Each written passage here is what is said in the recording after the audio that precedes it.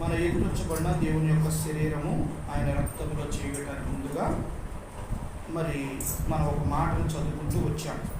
1 కొరింథీయులకు రాసిన పత్రిక 3వ అధ్యాయము 16వ వచనంలో ఒక మాట చదువుకుంటూ వచ్చాం. మీరు దేవుని ఆలయమై ఉన్నారనియు దేవుని ఆత్మ మీలో నివసిస్తున్నాడనియు మీరు ఎరుగురా. ఎవడైనా దేవుని ఆలయము పాడు చేసిన ఎడల దేవుడు వానిని పాడు చేయడు. దేవుని ఆలయము పరిశుద్ధమై ఉన్నది, మీరు ఆలయమై ఉన్నారు. ఇక్కడ మనం గమనించినట్లయితే ఒక ప్రభువారు మనతో మాట్లాడుతున్న మాట ఏంటంటే, మీరు దేవుని ఆలయమై ఉన్నారు. దేవుని ఆలయంలో రెండు ప్రాంతాల్లో ఉన్నాయి. ఒకటి పరలోక రాజ్యములో ఉన్నది, రెండోది భూలోకములో విశ్వాసం మధ్య ఉన్నది, మనలో ఉన్నది. అందుకని దేవుడు ఎక్కడ నివసిస్తాడంటే మన హృదయాల్లోనే దేవుడు నివసిస్తాడు. అందుకని మీరు దేవుని ఆలయమై ఉన్నారని, మీరు దేవుని ఆలయం. ఎవరైతే పాపక్షమాపణ పొంది మారు మనసు పొంది ప్రభు దగ్గర వారి ప్రతి పాపాన్ని ఒప్పుకుంటారో, ప్రభు సన్నిధిలోకి వచ్చి వారి పాపాలని పరిహారం చేసుకుంటారో, వారి హృదయంలోకి ఎవరు వస్తారట? దేవాది దేవుడు నివాసం చేస్తాడు. అందుకని ఆయన ఏమన్నాడంటే ఇక్కడ మీరు ఆలయమై ఉన్నారు. అర్థమైందండి? విశ్వాసులు అంటే మామూలు వ్యక్తులు కాదు, దేవుని ఆలయమై ఉన్న ప్రజలు మనం. దేవుడు ఎక్కడ నివసిస్తున్నాడు తెలుసా? మనలోనే నివసిస్తున్నాడు. అందుకని ఎవరైనా దేవుని ఆలయము పాడు చేస్తే వారిని నేను పాడు చేస్తాను. ఎందుకు అంటే మనము దేవుని ఆలయమై ఉన్నాయమని గ్రహించక చాలామంది ఏం చేస్తారంటే ఈ శరీరంతో లేనిపోని పాపాలన్నీ చేసేవారుగా ఉంటారు. చాలామంది ఏం చేస్తారంటే దేవుని ఆలయము అంటే అసలు అర్థం ఏంటంటే, ఇక్కడ మనం చూసినట్లయితే ఆరాధన జరిగే స్థలం అని అర్థం. ఆరాధన ఎక్కడ జరిగింది? మనం ఎక్కడైతే 3-4 కూడి ఏకీపించి ప్రార్థిస్తామో, అక్కడ ఆరాధిస్తామో, అక్కడ దేవుని ఆలయమే ఉంది. మనము అక్కడ ఆలయమే ఉన్నాం. ఆ స్థలాన్ని దేవుని ఆరాధిస్తాము. దేవుని అర్పణ చెల్లించే స్థలముగా కూడా ప్రియమైన దేవుని బిడ్డారా, ఇక్కడ మనం గమనించినట్లయితే మరి నీవు నేను మనందరూ కూడా దేవుని ఆలయమై ఉన్నామని గ్రహించాలి. రక్షణ పొంది బాప్తిసం తీసుకున్న తర్వాత మన ఇష్టానుసారంగా మాట్లాడటానికి, మన ఇష్టానుసారంగా చూడటానికి, మన ఇష్టానుసారంగా బట్టలు వేసుకోవడానికి, మన ఇష్టానుసారంగా నడవటానికి, నా శరీరం నా ఇష్టం అంటే కుదరదు. మనం ఎవరి వారము? దేవుని సంబంధులు. దేవుడు నిన్ను నన్ను ఏం చేసుకున్నాడు? తన స్వరక్తం ఇచ్చి కొనుక్కున్నాడు. తన ఆలయముగా నిన్ను నన్ను చేసుకున్నాడు. అంతేగాని నీవు నేను మన ఇష్టానుసారంగా మనం నడిచి మనం ప్రవర్తించకూడదు. ఎందుకు అంటే ఇక్కడ ప్రభు చెప్పారు, మీరు దేవుని ఆలయమని, దేవుని ఆత్మ మీలో నివసిస్తున్నాడని మీరే తెలియదా? అది దేవుని ఆత్మ ఎక్కడ నివసిస్తుందట? మనలో నివసిస్తుంది. అందుకనే మరి మీరు మీ విషయంలో మరి నాకు తెలియదు, కానీ నా విషయానికి వచ్చినప్పుడు ఒకవేళ నేను ఏదైనా పొరపాటున గమకన ఏదన్నా తప్పు చేసినా, ఏదన్నా మాట్లాడినా, ఏదన్నా చూసినా, ఏదో ఒకటి పొరపాటు చేసినా వెంటనే దేవుడు ఏం చేస్తాడు తెలుసా? నేను ఎవరినైతే ఎక్కువ ప్రేమిస్తున్నానో వారి మీద శిక్షాత్రం. ఒకవేళ పెద్ద కొడుకుని ఎక్కువ ప్రేమిస్తున్నాను అనుకోండి, కొడుకు జరగదని, చిన్న కొడుకు ఏదో ప్రాబ్లం. అలా దేవుడు ఏం చేస్తాడంటే మనం ఎక్కువ ఎవరిని ప్రేమిస్తామో వాళ్ళ మీద శిక్షకి వెళ్తాం.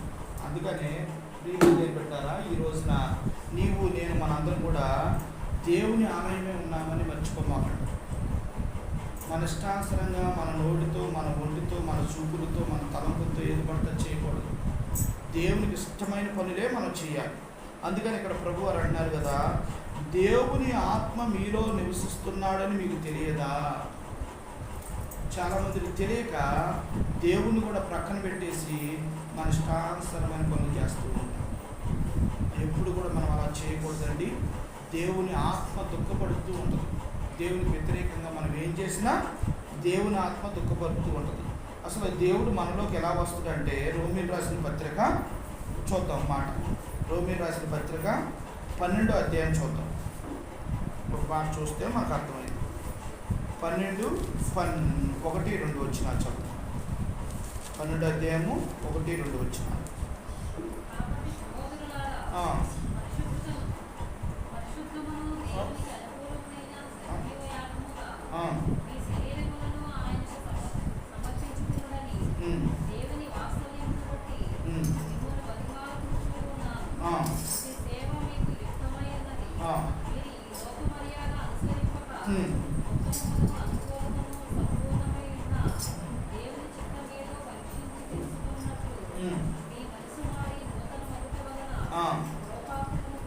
అది అర్థమైందండి.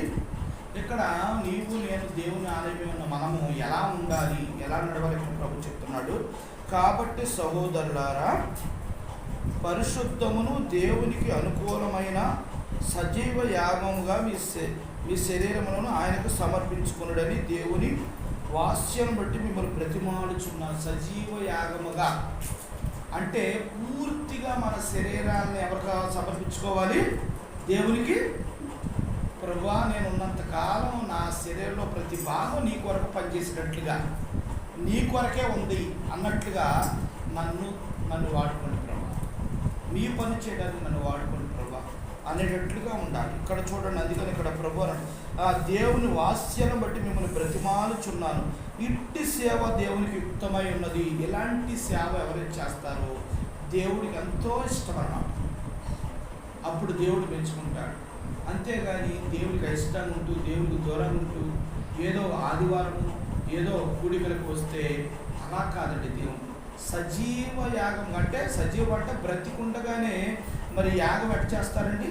బ్రతికుండగానే దాన్ని తీసుకెళ్ళి ఎలా కాదుతారు. అలాగే మనం కూడా సజీవ యాగముగా దేవునికి యాగం అంటే మరి ఒక సాంబ్రాణి పుల్ల మనం వెలిగిస్తే గుప్పుమని పొగ ఆడుకుంటే ఎలా వెళ్తుందో, అలాగే మనం కూడా ఏంటంటే దేవుని సేవ విషయంలో అలా నిర్లక్ష్యం లేకుండా ఎప్పుడు కూడా ఒక ఎలుగుతున్న పొగ వలె మనం ఎప్పుడు కూడా దేవునికి ఉపయోగపడే బిడ్డలుగా మనం ఉండాలి. అందుకని ప్రభువు ఇక్కడ ఇంకో మాట చెప్తున్నారు 2వ వచనంలో, మీరు ఈ లోక మర్యాదలను అనుసరింపొద్దు. ఈ లోకంలో మీకు మర్యాదలు ఇస్తారు, దాన్ని అనుసరింపొద్దు. ఎందుకని అనుసరింపగా ఉత్తమను అనుకూలమును సంపూర్ణమై ఉన్న దేవుని చిత్తమేదో పరీక్షించి తెలుసుకున్నట్లు మీ మనసు మారి నూతన మగుట వల్ల రూపాంతరము, అర్థమైందండి, రూపాంతరము పొందుడి. ఇక్కడ 2వ యుగ సంబంధమైన పరిస్థితిని బట్టి నువ్వు దేవుని విషయంలో జాగ్రత్తగా ఉండాలి. ఈ లోకం అంటే యుగం. ఈ లోకములో మర్యాదను నువ్వు అనుసరించకూడదు. మరి వాస్తవంగా మేము మా అమ్మగారు చనిపోయారు. మా అమ్మగారు చనిపోయిన తర్వాత మరి నేను నూతనంగా బాప్తీసం తీసుకున్నాను. రక్షణ పొంది బాప్తీసం తీసుకున్నాను. ప్రభు దగ్గర అన్ని తీర్మానం చేసుకున్న ప్రభు అన్ని ఆచారం ప్రకారంగా నేను ఏమి చేయను ప్రభా, మీ కొరకు నేను నిష్ఠగా ఉంటాను ప్రభా అంటే వాళ్ళు ఏం చేశారంటే నన్ను మరి నువ్వు తలకొనికి పెట్టాలని నన్ను తీసుకెళ్ళిన తర్వాత నీకు తల గుండు చేయాలన్నారు. గుండు చేయాలంటే ఇవన్నీ ఎవరు ఆచారాలు? అన్ని ఆచారాలు కనుక అన్న దయచేసి ఏమనుకోమాకండి, నేను ప్రభు దగ్గర తీర్మానం చేసుకున్నాను. ప్రభువు ఇష్టమైతే నేను చేస్తానన్న, ప్రభుకి ఇష్టం నేను పని చేయను.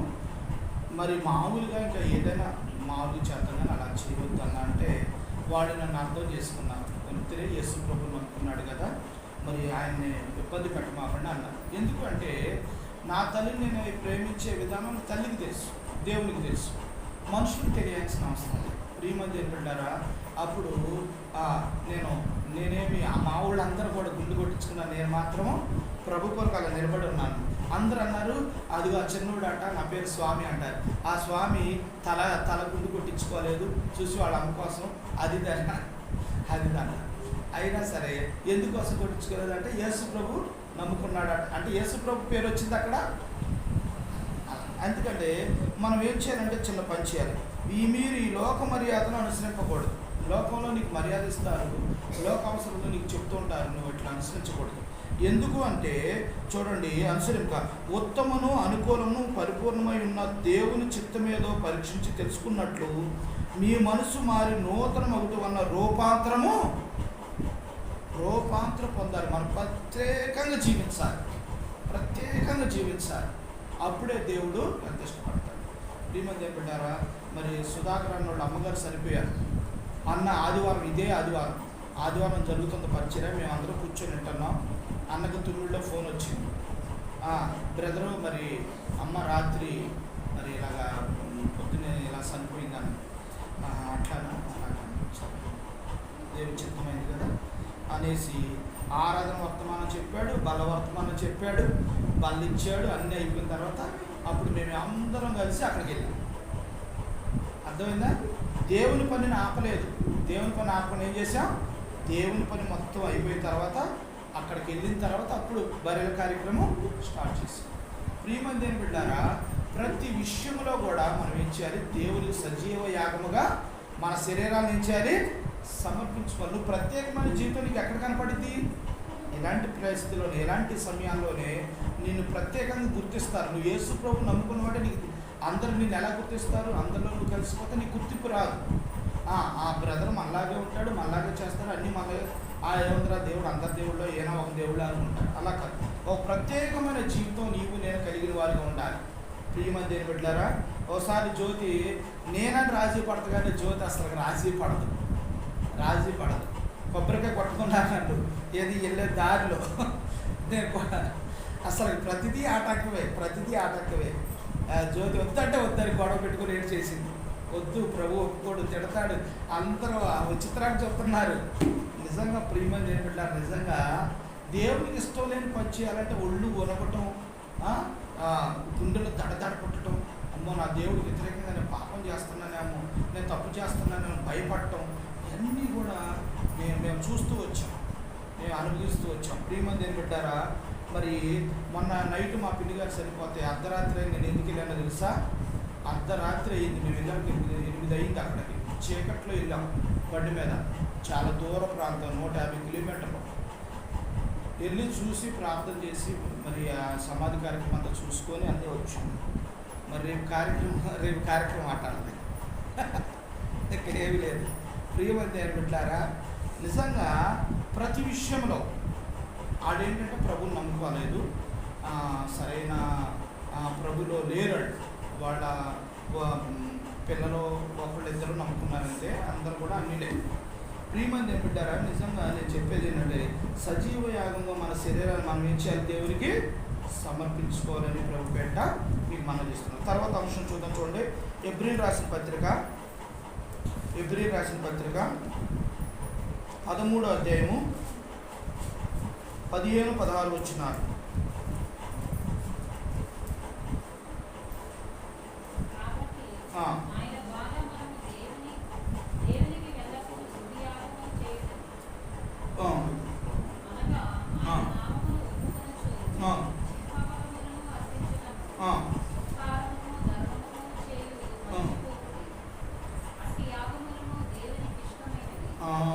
అక్కడ చూడండి, కాబట్టి ఆయన ద్వారా మనకు దేవునికి ఎల్లప్పుడూ స్తుతియాగము చేయుదము, అనగా ఆయన నామమును ఒప్పుకొనుచు జీవఫలములను అర్పించుదము, ఉపకార ధర్మము చేయు మర్చిపోకుడి, అట్టి యాగము దేవునికి ఇష్టమే.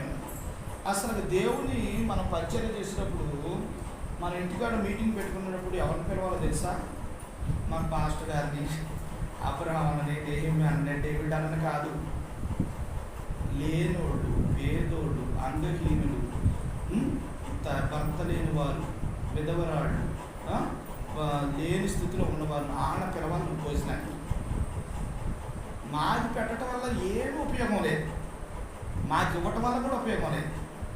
మీరు ప్రభు చెప్పేది ఏంటంటే ఉపకార ధర్మం చేయటం మర్చిపోకండి. వాళ్ళని పిలిచి వాళ్ళని కూర్చోబెట్టి ముందు వాళ్ళకి భోజనం పెట్టండి, తర్వాత ఎవరికైనా.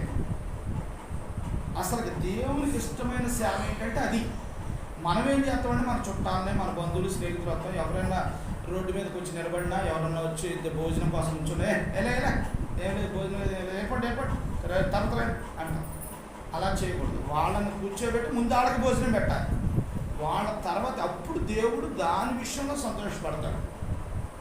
అది దేవునికి ఇష్టమైన ఉపకార ధర్మం.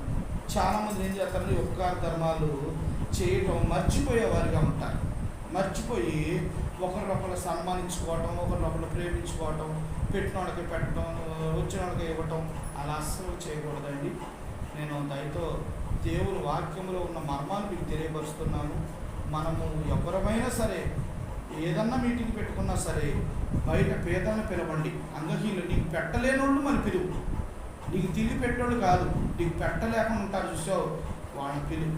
వాళ్ళకి దుప్పట్లు, వాడికి ఉపకార ధర్మం చేయి, చీరలు పంచు, వాళ్ళకి అక్కర్ల అవసరం తీర్చు, వాళ్ళకి కడుపు నిండా భోజనం పెట్టించు.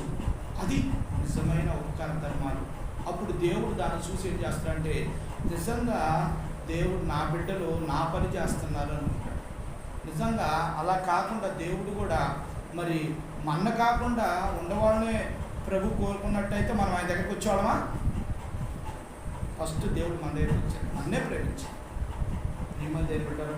ఉపకార ధర్మములు చేయటం మరొకండి. ఇలాంటి ఆజ్ఞలు చేయటం దేవునికి ఇష్టమే, దేవునికి ఇష్టమైన పని అది. మనం అందరం కూడా అలా చేసేవారిగా మనం ఉండాలి.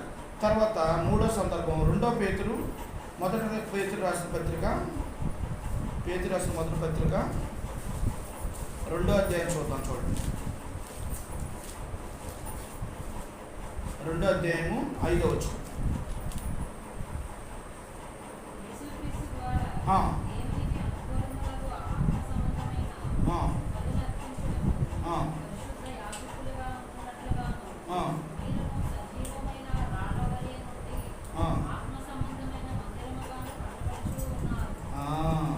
ఇక్కడ మనం చూసినట్లయితే యేసు క్రీస్తు ద్వారా దేవునికి అనుకూలముగా ఆత్మ సంబంధమైన బలులు అర్పించుటకును పరిశుద్ధ యాజకులుగాను ఉండుటట్లు మీరును సజీవమైన రాళ్ళవలే ఉండి ఆత్మ సంబంధమైన మందిరముగా కట్టబడుతున్నారు. నీవు నేను ఆత్మ సంబంధమైన మందిరంగా కట్టబడాలి. నిన్ను నన్ను చూసి ఆకర్షించబడాలి ప్రజలు. మందిరాన్ని చూసి ఎవరు రారు, మన చూసి రావాలి మందిరానికి. నీ క్రియలో నా క్రియలో, నువ్వు చేసిన పని నేను చేసిన పని, నువ్వు చేసిన మంచి నేను చేసిన మంచిని చూసి, అదిగో పలానా నమ్ముకున్న దేవుడు, పలానా అక్కోడ దేవుడు, పలానా తమ్ముడోడ దేవుడు, పలానా చెల్లోడ దేవుడు, గొప్ప దేవుడు, మనం కూడా ఆయన దగ్గరికి వెళ్దాం, అలాగే దేవుడు ఆస్వాదించినట్టు మన కూడా ఆస్వాదిస్తాడని మన చూసి సజీవ యాగంగా కట్టబడే మందిరానికి వాళ్ళు వచ్చినట్లుగా నీవు నేను ఉండాలి. అలా కాకుండా మనం ఎలా ఉంటామంటే, మనకెందుకులే, ఇది మన పని కాదు, మనం ఒకరికి చెప్పవసరం లేదు, వస్తే వస్తారు పోతారు అన్నట్లుగా ఉంటాం. అలాగే ఎప్పుడు మనం ఉండకూడదు. ఇక్కడ ప్రభు వారు అందుకే చెప్తున్నారు, ఏమని చెప్తున్నారు? ఆత్మ సంబంధమైన మందిరముగా కట్టబడుచున్నారు. ఆత్మ సంబంధమైన మందిరం, మన మందిరంగా కట్టబడుతున్నాం. మన అందరం కూడా సజీవమైన రాళ్ళు ఒక్కొక్కళ్ళు ఒక్కొక్క రాయి, మనం అందరం కూడా ఒక మందిరంగా కట్టబడుతున్నాం. మనందరూ చూసి వాళ్ళందరూ కూడా ఆకర్షించబడేటట్లుగా నీవు నేను ఉండేటట్లుగా ఉండాలి. మనందరం కూడా అలాగ దేవుని యొక్క సేవ చేసి దేవుని మందిరానికి వచ్చేవాళ్ళు ఉండాలి. నేను మనకు చెప్పే ఉంటాను, నిజంగా మేము తెనాల్లో బాబు ఇప్పుడు చదువుకుంటున్నాడు, అక్కడ హాస్పిటల్ చేస్తున్నాడు బాబు. అక్కడికి వెళ్తే నిజంగా తెనాల్లో అమ్మో చాలా ఎంతమంది ఉన్నారంటే 500 మంది ప్రజలు ఉన్నారు. చాలా అద్భుతంగా పరిచయం చేస్తున్నారు. కడిగుడు కడుగుతున్నారు, తుడుతున్నారు, చాపలేసుడు చాపలు ఎత్తున్నారు. ఎంతమందిని పరిచయం చేస్తున్నారంటే అబ్బా అసలు చూసి ఆశ్చర్యం వేస్తుంది. అందరికి వెళ్ళేటప్పుడు అందరికి భోజనాలు, దూర ప్రాంతం నుండి వచ్చిన వాళ్ళు అందరూ భోజనాలు చేసి వెళ్ళాలన్నారు. అసలు అందరూ పండించోళ్ళు అందరూ చక్కని తెల్లటి బట్టలు వేసుకొని అందరూ పరిచయం చేస్తున్నారు. భోజనాలు కొట్టించేవాళ్ళు గిన్నెలు కడుగుతున్నారు, ప్లేట్లు కడుగుతున్నారు. వాడు మాత్రం తినట్ల ముందు మనకే దూరం నుండి వచ్చినాడు పెడుతున్నారు. ఇలాగా మనందరం కూడా ఏం చేయాలంటే వాళ్ళు చూడండి ఎలా చేస్తున్నారు. మనం కూడా ఏంటంటే ఒక ఇంప్రెషన్ వస్తుంది అన్నమాట. మనం కూడా అలా చేస్తే బాగుంటుంది, దేవుని పని అలా చెయ్యాలి అనే ఆలోచన మనకు కూడా ఉండేదిగా ఉంటుంది. నేను చూసి చాలా ఆశ్చర్యమైన, అందుకని ఆత్మ సంబంధమైన మందిరం కట్టడం. వాళ్ళందరూ కూడా ఎలాగ రక్షణ పొందారు అంటే, అదేంటంటే మన జోసెఫ్ బెంజమిన్ అన్నగారు వాళ్ళ అమ్మగారు ఊరు అట తెనాలి. ఆ పక్కనే మందిరం పక్కనే ఇల్లు అట. అక్క ఎంత పరిచయం చేసేదంటే, ఆదివారం మందిరానికి ఎవరైనా రాకపోతే పొద్దున్నే లేచి తెల్లవారుజామున పనులన్నీ చేసుకొని అన్నం కూర వండి అన్ని లైన్లో పెట్టి పిల్లలకి అన్నింటినీ సిద్ధపాటు చేసి బ్యాగ్ తగిలించుకొని బాక్సులో అన్నం పెట్టుకొని చక్కగా వెళ్ళేదాట. వెళ్ళి శాంతకోళ్ళకి వెళ్ళి కూర్చొని, అమ్మ ఏంటి రాలేదురా, ఏంటి ఆరోగ్యం బాగాలేదా, ఎందుకు రాలేదు ఏంటని అడిగేదట. అక్క మాకు పరిస్థితి ఇది అక్క, రాలేకపోయాం అక్క, క్షమించక్క. లేదమ్మా అలా కాదు, దేవుడి మందిరంకి రాలేదు, ఏంటి సమస్యను వచ్చాను అని మీకు వరకు ప్రార్థన చేస్తాను, ప్రార్థన చేస్తాను. అలాగా ఎవరైతే రాలేదో అందరిళ్ళకి వెళ్ళేదట. ఆ 1 అవ్వగానే అక్క భోజనం చేద్దానంటే వద్దొద్దమ్మా నేను తెచ్చుకున్నాను. మళ్ళీ ఆడకు భారం కలగకూడదు, ఈ అక్క వచ్చింది మేము అన్నం పెట్టాలని భారం ఆడుకుండకూడదని అక్కే బాక్స్ తెచ్చుకొని మోన కూర్చొని అన్నం తినేసిందా. తిని మళ్ళీ ఇంకొక ఇల్లు 6 ఇంటికి వెళ్ళేదట. అర్థమైందండి. అట్ట మందిరం స్థాపించబడ్డది, అంత మందిరం కట్టబడ్డది అనమాట. ఈ రోజుల్లో అంతా కూడా మరి మందిరం కట్టబడ్డానికి ఎవ్వరు కూడా ముందుకు రావట్లేదు. నేను కావచ్చు, మీరు కావచ్చు, మనందరం కూడా దేవుని యొక్క పరిచయంలో మనం పాలుపొందులు పొందడానికి చాలా నిర్లక్ష్యంగా అలక్ష్యంగా ఉండేవారుగా ఉంటున్నామని ప్రభు దగ్గర మనం ఒప్పుకోవాల్సిందే. అలాగా అక్క అంత మందిర్ని, సంఘాన్ని స్థాపించింది. మరి అలాగే విజయవాడలో కూడా అలాగ స్థాపించి వచ్చింది అక్క. అన్న కూడా బెంజమిన్ అన్న కూడా అంత పరిచయం చేసేవాడు. ప్రియమందిరంలో ఇది 3 4 చదువునండి. కీర్తన 11:4 ఇంకా 3 వచనాలు చూసుకొని ప్రార్థన చేసుకున్నాం. కీర్తన 11:4.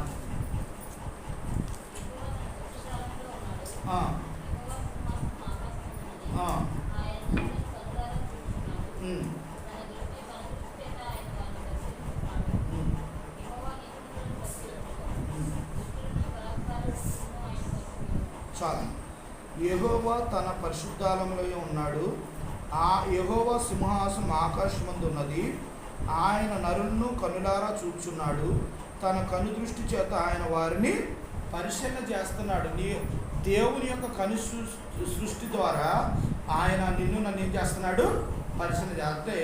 ఒక సీసీ కెమెరా పెడితే మందిరంలో ఎలా చూస్తుందో అలాగే ప్రభు అంతకంటే ఎక్కువగా క్రాంతితో నీవు నేను ఏ బిల్డింగ్ లోపల ఉన్నా, ఏ సందులో ఉన్నా, ఏ గొంతులో ఉన్నా, ఏ చెట్టు కింద ఉన్నా, 3 అంతస్తుల కింద ఉన్నా, పైన ఉన్నా, ఎక్కడున్నా దేవుడికి స్పష్టంగా కనపడుతుంది. ఆయన కనుదృష్టి నీ మీద నా మీద అలా ఉంటుంది. మనం అందుకని దేవుని భయముతో గడపాలి. దేవుడు నిన్ను నన్ను చూస్తున్నాడని గడపాలి. ఆయన సింహాసనం ఆకాశమందు ఉన్నది, ఆయన భూమి పాదపీఠమై ఉన్నది. ఆయన కింద కనుదృష్టితో అంతా కూడా గమనిస్తూ వస్తున్నాడు. అందుకనే ప్రియమందిరం ఆయనకు 2 స్థానంలో, ఒకటి పరలోక రాజ్యం, 2వది మానవుల యొక్క విశ్వాసుల యొక్క హృదయంలో ఆలయం. ఈ రెండింటిలోనే ఆయన ఉంటాడు, జీవిస్తాడు. ప్రియమందిరం బిడ్డారా, ఇక్కడ చూసినట్లయితే ప్రభువారు అందుకే చెప్తూ వచ్చారు కదా, చక్కని మాట చెప్తూ వచ్చారు. ఆయన ఏం చెప్పారంటే చూడండి 4వ వచనంలో, యెహోవా తన పరిశుద్ధాలయంలో ఉన్నాడు. యెహోవా సింహాసనం ఆకాశమందు ఉన్నది. ఆయన నరులు కనులారా చూచున్నాడట. కనులారా చూస్తాడు. నిజంగా ప్రియమందిరం బిడ్డారా, నిన్ను నన్ను చూడమంటే నిన్ను నన్ను కాచి కాపాడే దేవుడిగా ఉన్నాడు. ప్రమాదం వచ్చినా, ఇరుకు వచ్చినా, ఇబ్బంది వచ్చినా ఆయన ఎంతగా కాపాడుతున్నాడంటే అద్భుతంగా కాపాడుతున్నాడు. నిజంగా యోబు లెక్కలో మనం చూసుకున్నట్లయితే సాతాను యోబును ముట్టడానికి వచ్చినప్పుడు యోబు చుట్టూ ఏముందండి, కంచె వేస్తుంది. ఆ కంచె దాటి అవతలకట్టడానికి దానికి పర్మిషన్ లేదు. దేవుడి దగ్గర పర్మిషన్ అడిగాడు సాతాను. ఆ యోబు మరి భక్తి పదుల్లో నటిస్తున్నాడు. ఆ భక్తి ఉద్దిదే, అతను నేను చిత్రహింసలు పెడతాను, ఆయన భక్తిని వదిలేసి నాలోకి వచ్చేస్తాడంటే లేదు, ఆయన ప్రాణాన్ని ముట్టుకోవద్దు, వెళ్ళి నువ్వు ఆయన ఏం చేస్తావు చేసుకొని పర్మిషన్ ఇచ్చిన తర్వాతే సాతాను లోపలికి అంటావు. అర్థమైందండి. అంటే దేవుడు నీ పట్ల నా పట్ల అంత కంచి వేసి ఉంచుతాడు, అంత ప్రణాళిక అయి ఉంటాడు. ప్రియమంది ఏమంటారా, ఈ రోజున నీవు నేను మనందరం కూడా ప్రభు ఆలయమే ఉన్నామని మనం మర్చిపోకూడదని ప్రభు పెట్ట మీకు మనవి చేస్తున్నాను. ప్రభు నిన్ను నన్ను ఆయన సింహాసనం నుండి చూస్తున్నాడు, ఆయన మనం మర్చిపోకూడదని ప్రభు పెట్ట మీకు మనవి చేస్తున్నాం. తర్వాత చూద్దాం. రోమీయులకు రాసిన పత్రిక 8:9. రోమా రాసిన పత్రిక 8:9.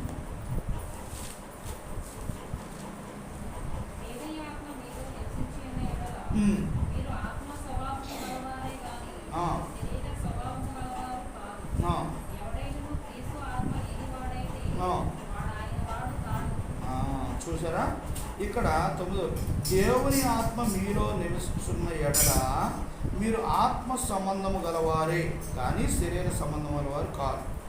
దేవుడు కాదు. ఎవడైనా క్రీస్తు ఆత్మ లేనివాడైతే వాడు ఆయన వాడు. క్రీస్తు ఆత్మ నీలో లేకపోతే నువ్వు ప్రభువుకు సంబంధించిన బిడ్డవు కాదు. ఎందుకంటే ప్రభు వారు ఇక్కడ ఏమంటున్నారంటే స్పష్టంగా చెప్తున్నాడు, దేవుని ఆత్మ మీలో నివసించిన ఎడల మీరు ఆత్మ సంబంధం గలవారే. దేవుని ఆత్మ మనలో నివసిస్తుంటే ఆత్మ సంబంధం గలవారమే మనం.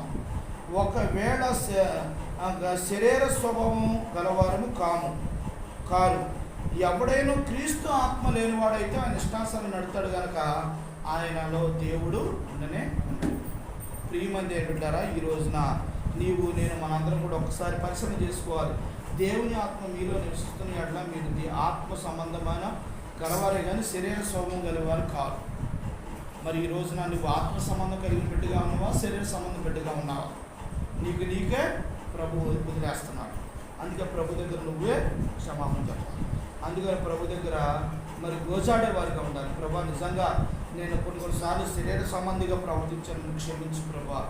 ఆత్మ సంబంధం కలిగిన బిడ్డగా నేను ఉండకుండా శరీర సంబంధ బిడ్డగా నడిచాను, క్షమించిన ప్రభాది ప్రభు దగ్గర క్షమాపణ అడిగే వారిగా ఉండాలని ప్రభు పెట్ట మీకు మనవి చేస్తున్నాను. అయితే దేవునికి ఇప్పుడు భూమిపై ఉన్న ఆలయం ఎవరంటే విశ్వాసులు మాత్రమే.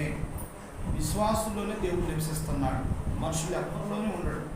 ఎవరైతే విశ్వాసులుగా యేసు రక్తంతో కడగబడి పాపాలు ఒప్పుకొని బాప్తిసం తీసుకుంటారో వాళ్ళ హృదయంలో ప్రభు నివసిస్తాడు. ప్రభు వాళ్ళలో ఉండి కార్యం చేస్తాడు, వాళ్ళ ఇంట్లో అద్భుతాలు చేస్తాడు, మహత్కార్యం చేస్తాడు. ఎవరైనా మీరు ఇక్కడ ఉన్నవారు బాప్తిసం తీసుకోకపోతే, రక్షణ పొందకపోతే, మారుమూసు పొందకపోతే, పాపాలు ఒప్పుకోకపోతే ప్రభు దగ్గర ఇదే మిక్కిలి అనుకూల సమయం, ఇదే రక్షణ నేను ప్రభు దగ్గర వెంటనే పాపాలు ఒప్పుకొని బాప్తిసం తీసుకోవడానికి సిద్ధపడాలని ప్రభు పెట్ట మీకు మనం చేస్తున్నాం. లాస్ట్ మాట చదువుకుందాం చూడండి, అపోస్తల కార్యంలో 17:24 ఈ మాట చదువుకొని మనం పనులు చేద్దాం. అపోస్తల కార్యంలో 17:24 చదువున్నాను. 17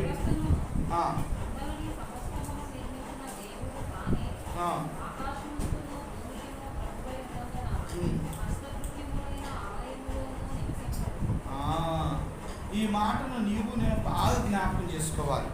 ఇక్కడ దేవుడు ఎక్కడుంటాడు అని ప్రశ్న వచ్చినప్పుడు ఇక్కడ ప్రభు ఏం చెప్తున్నాడు, చూడండి, జగత్మందలి సమస్తము నిర్మించిన దేవుడు తానే ఆకాశమునకు భూమికి ప్రభువై ఉన్నందున హస్తకృతములైన ఆలయములో నివసింపడు. మనుషులు చేసిన చేతి పనిలో దేవుడు నివసింపడు. అర్థమైందా మీకు? ఎందుకు అంటే ఈ మందిరంలో ఏమి ఉండదు. బాగా జ్ఞాపకం చేసుకోండి, నీవు నేను వస్తే దేవుని ఆత్మలో, మన ఆత్మలో ఉన్న దేవుని ఆత్మ మనందరి మధ్యలో నివసిస్తుంది. అర్థమైందండి? మనందరూ కూడా. అందుకని ఎక్కడ ఇద్దరు ముగ్గురు నా నామంలో కూడి ఉంటారో నేను అక్కడ ఉంటానంట, అంతేగాని మందిరంలో ఉంటాను ఇట్లా. చేతి పనుల్లో దేవుడు ఉండడు. చేతితో చేసిన ఏ పనిలో దేవుడు నివసించడు. ఆత్మ సంబంధమైన దేవుడు కట్టిన ఇంటిలో దేవుడు. అర్థమైందండి? అందుకని మనిషి చేసిన ఆలయంలో దేవుడు నివసింపడు, గుర్తుపెట్టుకోండి.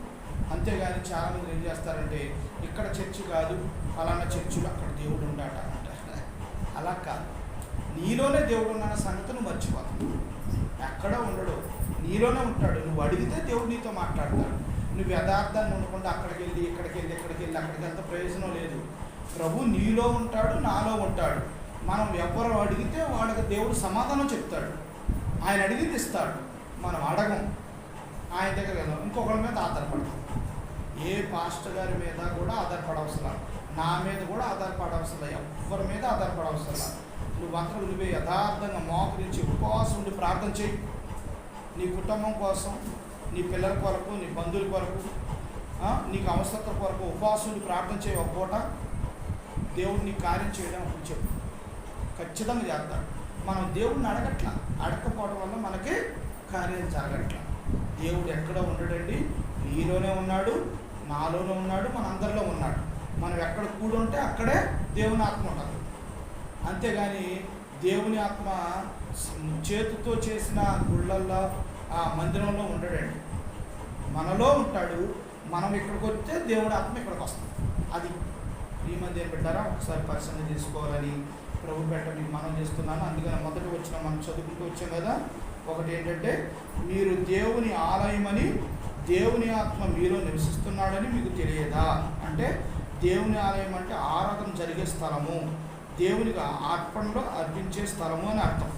అయితే మొట్టమొదటి అనుభవం ఏంటంటే మీ మనసు మారి నూతన మగుట వలన రూపాంతరం పొందితే దేవుని ఆత్మ మీలోకి వస్తుంది. ఒకటి. రెండో అనుభవం ఏంటంటే ఉపకార ధర్మములు చేయటం మరవకండి. ఇలాంటి యాజ్ఞలు చేయటం దేవునికి ఇష్టమే. ఉపకార ధర్మం మనం చేయాలి, మేలు చేయాలి, అందరికీ ఉపకారం చేసే బిడ్డగా నీవు నేను ఉండాలి. మూడో అనుభవం ఆత్మ సంబంధమైన మందిరంగా కట్టబడుతున్నాం. మనమందరం సజీవమైన రాళ్ళుగా ఆత్మ సంబంధంగా కట్టబడుతున్నాం. నీవు నేనే మందిరం. మన చూసి ఇంకొకరు రావాలి. అలా కట్టబడుతున్నాం కనుక అలాగ మనం నెక్స్ట్గా ఉండాలి. తర్వాత చూడండి, 4వ అనుభవం ఏంటంటే యెహోవా తన పరిశుద్ధాలయంలో ఉన్నాడు. యెహోవా నివసించే స్థలం ఆకాశమందు ఉన్నది. యెహోవా నివసించే స్థలం ఎక్కడుంది? ఆకాశమందు ఉంది. రెండోది ఎక్కడుంది? మనలోనే ఉంది, ఇంకెక్కడా లేదు. ఇక్కడ లేదు. అమెరికాలో మందిరం ఉంది, ఆ మందిరంలో ప్రభువు ఉన్నాడు, ఇక్కడ లేడంతా కుదరదు. ఎక్కడైతే ఆయన నమ్ముకున్న బిడ్డలు ఉంటారో అక్కడ ఆయన ఉంటాడు. అది దేవుని యొక్క ఆత్మ. ప్రియమంది ఏం బిడ్డారా? 2, 3, 5వది దేవుని ఆత్మ మీలో నివసించున్న ఎడల మీరు ఆత్మ స్వభావం గలవారే కానీ శరీర స్వభావం గలవారు కాదు. దేవుని ఆత్మ మీలో ఉందనుకోండి, మీరు శరీర సంబంధమైన వ్యక్తులు కాదు, ఆత్మ సంబంధమైన వ్యక్తులు. ఒకవేళ శరీర సంబంధమైన పనులు చేస్తున్నారనుకో, దేవుని ఆత్మ మీలో లేదు అని అర్థం. మీలో లేకపోతే మీరు శరీర సంబంధమైన పనులు చేస్తారు. దేవుని ఆత్మ మీలో ఉంటే ఆత్మ సంబంధమైన పనులే చేస్తారు. ఇది పరిశీలన చేసుకోవాలి. తర్వాత లాస్ట్ మాట 6 అనుభవం ఏంటంటే మనిషి చేసిన ఆలయంలో ప్రభువు నివసించడు. చేత్తో చేసిన ఆలయాలతో ఏదైనా సరే, చేత్తో చేసిన మరి క్యాలెండర్ కావచ్చు, బొమ్మలు కావచ్చు, విగ్రహాలు కావచ్చు, బిల్డింగ్లు కావచ్చు, బొమ్మలు ఏదైనా కావచ్చు, మనిషి ఏ పని అయితే చేస్తాడో దాంట్లో దేవుడు నివసించాడు. దేవుడు కట్టుకున్న గృహం ఒకటి ఉంది, అదేంటంటే మానవుని యొక్క హృదయం. ఆ హృదయం పరిశుద్ధంగా ఉంటే ఆయన హృదయంలో నివసిస్తాడు. చాలా ప్రాముఖ్యమైన విషయం అన్నమాట ఇది. చాలామందికి తెలియక ప్రభు దగ్గరికి మరి ప్రభుని ఆరాధించడం చాలా నిర్లక్ష్యంగా ఉంటారు. ప్రభు దగ్గరికి రండి, ప్రభువా మీరు నన్ను మీ ఆలయంగా చేసుకొని నన్ను మీ బిడ్డగా చేసుకున్నారు, అందుకు మీకు వందనాలని దేవుని స్తుతించి ప్రభు దగ్గర క్షమాపణ అడిగి ఈ రోజు నుంచి ప్రభు దగ్గర ప్రభుకి ఇష్టమైన యాగంగా, సజీవ యాగంగా మనము ఈ మందిరంగా కట్టబడేవారుగా మనం ఉందాం. దేవుడి చిన్న వాక్యము దేవుడు దీవించిన దాకా మోకరించండి.